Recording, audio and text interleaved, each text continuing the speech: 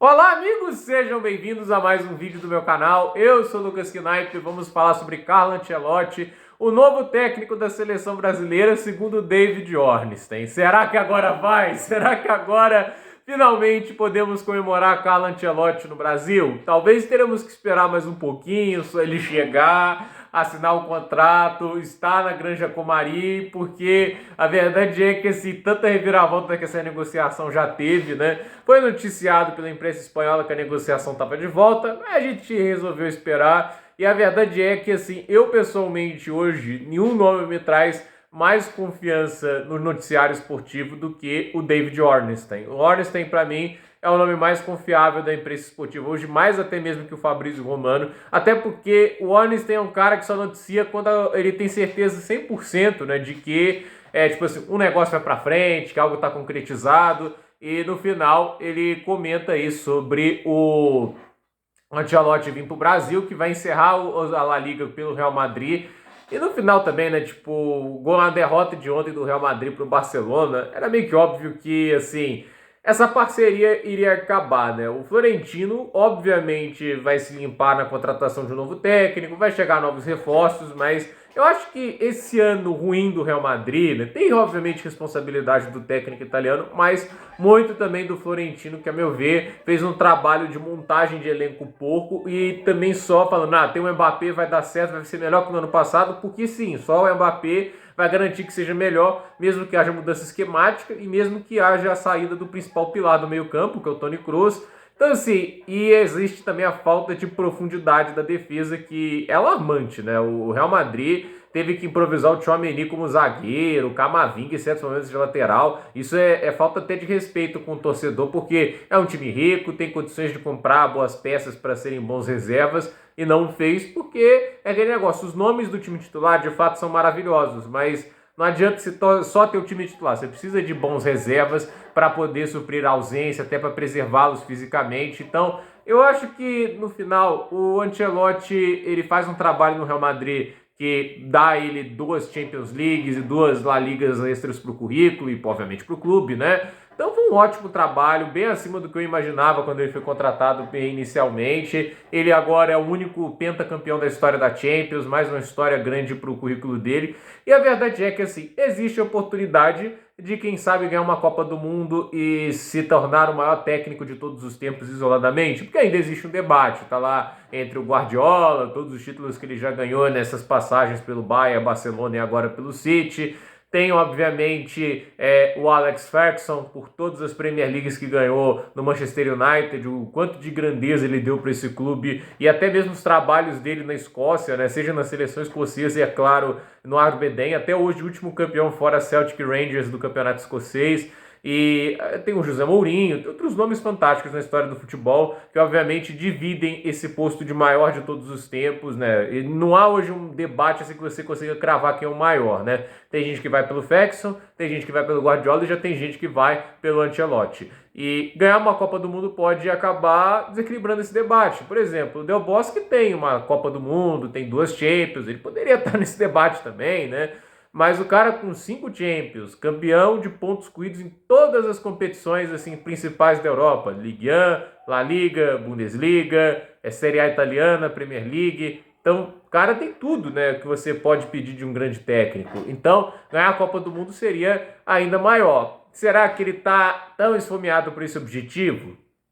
Isso aí que é para mim a grande dúvida. Para mim, assim, ele não fez quase esforço nenhum para estar aqui. É aquele emprego, que é aquele negócio, né? Já que o Real Madrid não me quer mais, né? Aceita a seleção. Me parece essa energia.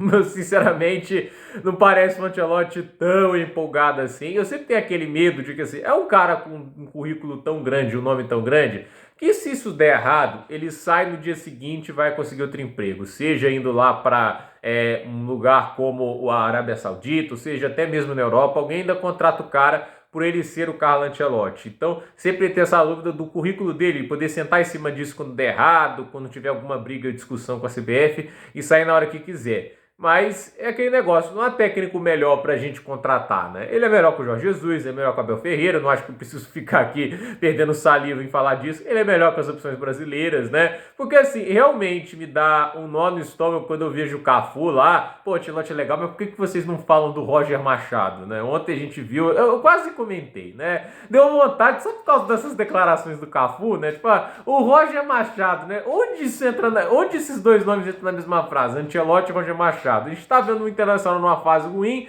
levou 4-0 do Botafogo do Renato Paiva, nem é o do Arthur Jorge, né? E assim, aquele tipo de coisa você fala, há um mês esses caras ali, os heróis do Penta, estavam defendendo o Roger Machado na seleção brasileira, o Renato Gaúcho, né?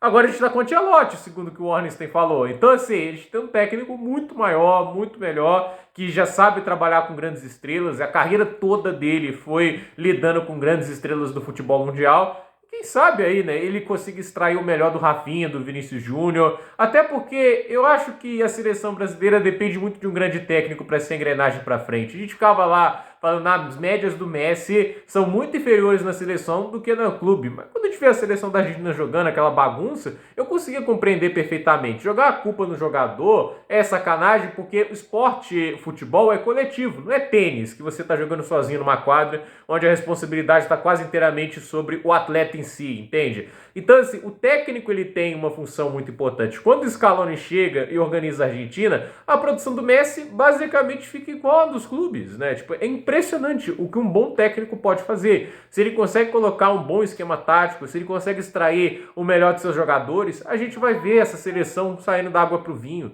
Ele tem potencial com isso. O Ancelotti é um cara que sabe trabalhar grandes estrelas e mais do que isso, ele tem essa doutrina de que ele se adapta aos jogadores que tem, ele tenta potencializar a qualidade dos jogadores. E isso que eu gosto mais nele. Ele não é um cara preso ao sistema dele, é teimoso, assim, os jogadores têm que se adaptar a esse esquema e pronto, né?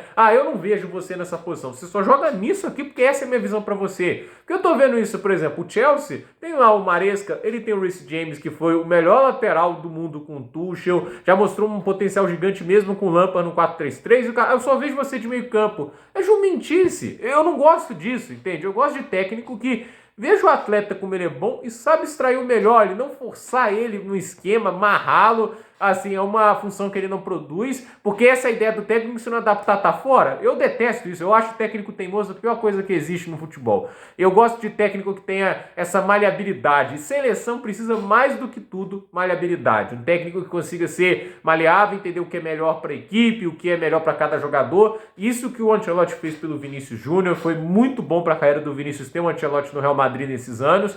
Eu acho que ele pode, quem sabe, ele olhar para o que o Hansi Flick faz com o Rafinha e colocar no time. Ele não tem vergonha de, assim, ver um jogador jogando bem a posição, colocar lá, entende? Ele quer ver os jogadores confortáveis dentro de campo. Eles querem ver eles funcionando em harmonia. E assim, não conseguiu essa temporada no Real Madrid, mas tentou. Ele fez mudanças. Assim, uma coisa que você pode falar do Ancelotti é que ele nunca falha por não tentar algo diferente. Ele tenta, ele muda, faz esquemas diferentes e eu gosto disso nele. Então assim, é por isso que eu acredito que ele era a melhor escolha para a seleção no aspecto de ele tem essa dinâmica, ele não é preso ao esquema, ele adapta, ele faz mudanças necessárias, ele tem ousadia quando é necessário, ele tem pragmatismo quando é necessário. É isso que faz dele um grande vencedor. E para mata-mata é um gênio. Não à toa ganhou 5 Champions. Não é uma, não é duas, né? Uma, como a gente já viu ali, por exemplo, técnicos como o Rafa Benítez ganhar, entende? O próprio Luiz Henrique tem uma, não é duas, como teve o Ferguson, e olha, estão falando do Alex Ferguson, do José Mourinho, nomes gigantes do futebol, não é 3 como o Guardiola, são 5 Champions Leagues na mão de Carlo Ancelotti. É muita coisa mesmo que seja no Real Madrid, mesmo que seja no Milan, que são times gigantes, ainda mais no período que ele treinou as equipes, conquistas que você nunca pode menosprezar, e acredito assim que o Carlo Ancelotti ele tem o que é necessário para trazer o Brasil mais sucesso naquilo que a gente mais precisa, momentos decisivos e, obviamente, a Copa do Mundo que a gente tanto deseja. Mas é aquele negócio, vai ter que dar ele independência para trabalhar. Eu acho que a CBF não pode ficar interferindo. Se ele quiser convocar alguém que convoque, se não quiser convocar o Neymar, por exemplo, porque ele não está saudável, que não convoque, que o Neymar fique exilado da seleção. Para mim, nenhum jogador pode ser maior do que a seleção. O técnico manda, os jogadores são funcionários do técnico. Então, para mim, assim, tem que ter independência, tem que dar ele a liberdade de escalar a seleção e treinar do jeito que ele se sente melhor. E para mim, assim, o Ancelotti do jeito que é, ele vai querer o melhor elenco disponível. Eu não vejo o Neymar hoje como o titular da seleção de jeito nenhum. Só se a CBF interferir por isso, porque o Ancelotti é pragmático no aspecto de quer alguém saudável em boa fase para jogar. Se não tá jogando em boa fase, não tá jogando bem, não entra. E o Neymar não está em boa fase e não está jogando bem faz tempo. Então, gente, por esse vídeo é isso. Dúvida nos comentários, deixe seu like, se inscreva no canal, compartilhe esse vídeo e até o próximo vídeo.